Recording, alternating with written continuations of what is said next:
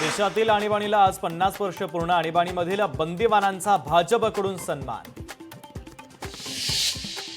आणीबाणीच्या 50 वर्षपूर्तीवर मुख्यमंत्री फडणवीसांची लेखाच्या माध्यमातून काँग्रेसवर टीका.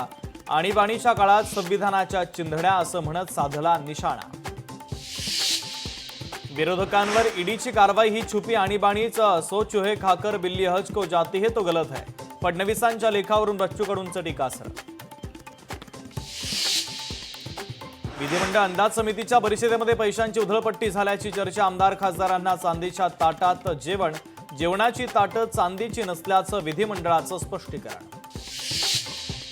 सर्व नियम मुस्लिम समाजासाठीच का? अजित पवारांसोबतच्या भोंग्यांसंदर्भातल्या बैठकीनंतर अबू आझमींचं वक्तव्य.